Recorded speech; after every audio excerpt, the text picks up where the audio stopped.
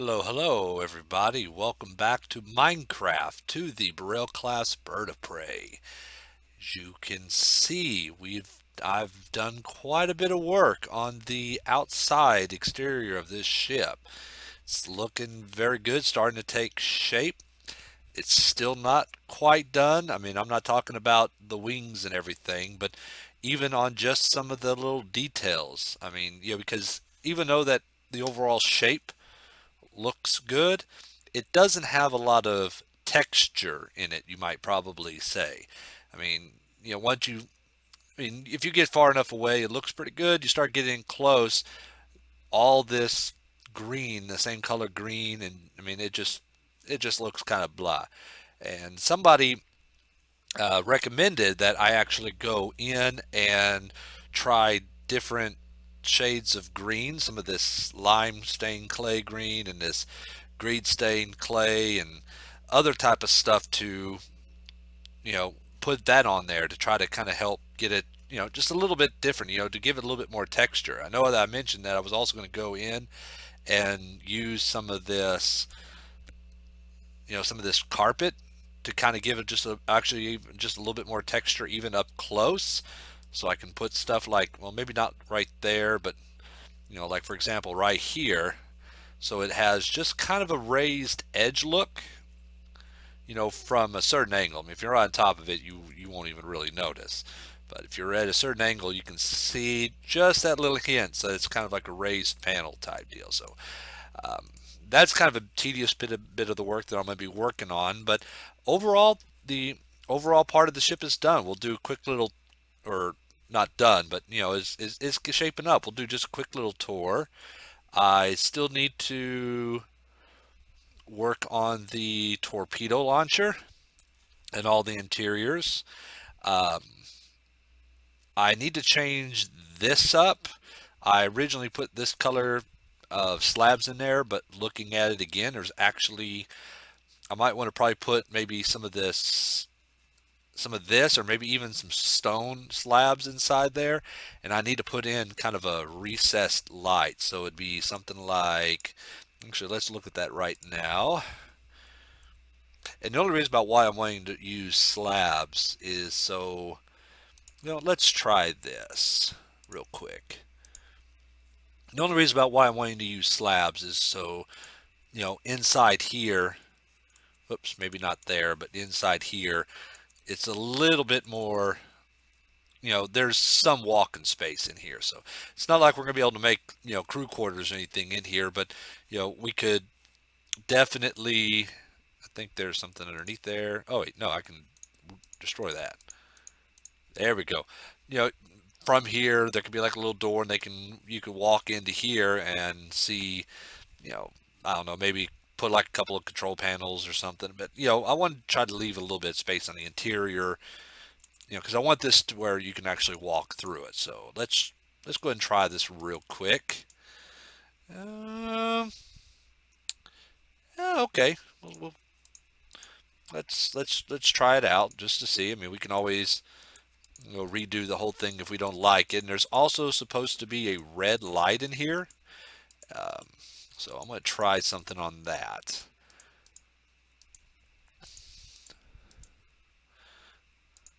But it really kind of helps speed this along when you use, um, I said, a program like MCED, and I know there's a couple of other programs out there. Just MCED is the one I use, because that's pretty much what I just did here. Was I just modeled one side and copied to paste on the other side, with minimal amount of work. It really kind of works out. So let's say if we was to put right um, here. Oh, see. Oh, well, actually that would work. It doesn't look like we can walk around there anyway. So I'm going to, can I put this in there, or is that going to look kind of funky? Nope, that's going to look kind of funky. So let's take that. Let's go ahead and use this under decoration, a red, oh, no, it's not there. Glass, there we go. red stained glass. Put that there. All right. Then we'll take a, see, do I have them already in here? Yes, I do. Just borrow one of those. Put that right there. Whoops. And I'm going to need one of these. We'll put that there. Turn that on. And, oop, that's not what I meant to do. My fingers are still a little bit bound up from all the bandages and everything. But, yeah, I think that looks pretty good. Just need to do some stuff on the inside so you can't quite see through, but I think that if it gets dark enough, and I'm going to, yeah, if it gets dark enough, I mean, it's going to, the light will shine. Now I'll probably go ahead and change the time and we'll take a look at it. But because there's a little light inside there, and I might make it a little bit bigger that kind of shows down here. And I'm going to try to figure out something. I have a couple of ideas, but of what to do, but make it look like there's some pipes running along here. So, but yeah, we got that. All that's done. I actually kind of like the grittiness of that. I might actually probably do that there. We'll see. Got all of these right here done. These little cooling fins, cooling details here. I can't think what they're called, but got that done. Got that textured and contoured.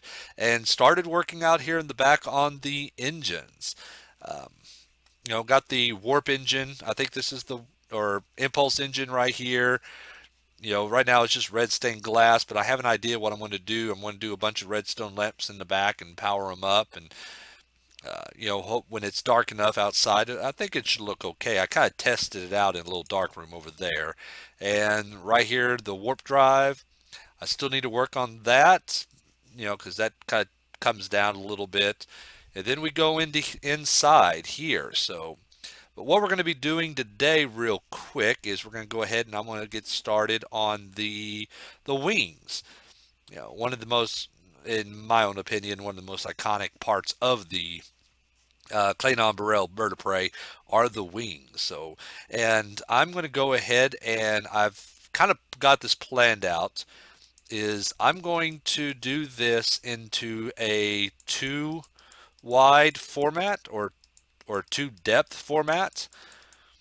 So we got the set of wings here and there. That's what I mean. So it's going to be 2 wide. And the reason being is because underneath the wing, there's a lot of little feather-like details that's kind of highlighted in red, which we'll be using this red stained clay for, because it's not terribly red. I was thinking about using redstone to oops, that's not what I meant to do. I was thinking about using redstone, but that just looks like that's just a bit too red. I kind of like this rustic or rusty looking, red here, but I might test it out. But I think that right there just looks a little bit more grittier for the ship. So we're going to go ahead and lay this out. And just like I've been doing with the rest of the ship, I'm going to lay out one side. And then after doing that, I'll lay out the other. So we're going to try to follow the contours of this as close as possible. Whoops. Let's just do the top portion right now, and I'll come back in later and we'll fill in the second portion. And what I'll probably go ahead and end up doing is I might leave the camera for just a little bit and come back in after doing quite a bit of the work and show you all how the wings look. So in fact, I'll tell you what, we're going to go ahead and actually, you know what, let me see. I'm keeping track of time. I'll see how far I can get on this. But yeah, I'm just only modeling this one side. Looks like it's pretty much 1 2 3 1 2 3 1 2 3. Whoops. 1 2 3. Whoops. 1 2 3. So we're actually doing more of 1 2 3. Up. You know what? I'm doing that wrong. Darn it. No, that's right. Okay, 1 2 3 4. 1 2 1 2. Oop. 3 4. Now, once I get this pretty much done, and I might even start on it before I finish the wings, because I even though I got the wings, there's still a couple little details. Well, actually, I'm going to do the entire outside first. Once I get that done, then we'll start working on the interiors, and that's going to be pretty interesting to do. I've already kind of got a good idea of the layout of how the interiors is going to look, and we might take a look at that. Excuse me, I'm sorry. We might take a look at that a little bit. I better stop eating before I before I start doing this. Um, okay, we're almost there. I kind of got an idea of how the inside's going to look. I've looked at online of several different fan interpretations on how they um, feel that the interior of the bird of prey should be, and a lot of them are I agree with. So I'm going to follow a lot of those. Let's see where are we at. We must have well, nope, that's it. Yeah, one, two, three. There we go.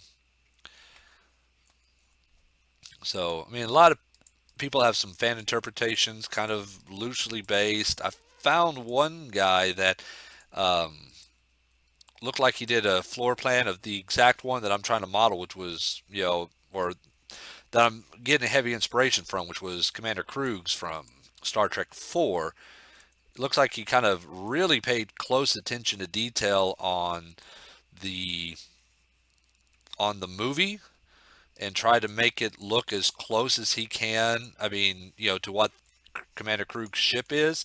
Uh, One of the things he pointed that he kind of noticed is that the ship changed between Star Trek 3 and Star Trek 4. So it looks more like, because especially in Star Trek 4 they showed a lot more of the interior than in Star Trek 3, that he kind of went with more of Star Trek 4, the bridge plan layout. And yeah, because it showed the bridge, it showed a little bit more of the corridor. I it showed I think the transporter room. It just showed a whole lot more. It showed the cargo bay where the you know Scotty did his "There'll be whales here, Captain," or I know I said that wrong. Captain, there'll be whales here. Where he says that part, So I think mostly goes off of that part right there, off of that references. So um, I'm going to be kind of using that, as the branching point. Instead, I got a good idea of how it's going to lay. I mean, it's about four decks relatively. Four decks. You got four decks up, four decks. Hold up. Okay, good. You got four decks up. The lower deck down back here is the cargo bay. Up above that is going to be a big part of engineering. One, two, three, four. Okay, good. Is a big portion of engineering and um, mess some of the officers' quarters. The officers, not the crews. The crews, they don't have. I could almost see, the Klingons kind of sleeping in bunks. Now, I had to do some modifications on this, so I don't know where our wing is going to wind up at. And actually, I know that I think the wing itself, there's like a empty space, a gap between here and here. So I'm going to go ahead and just assume that there is.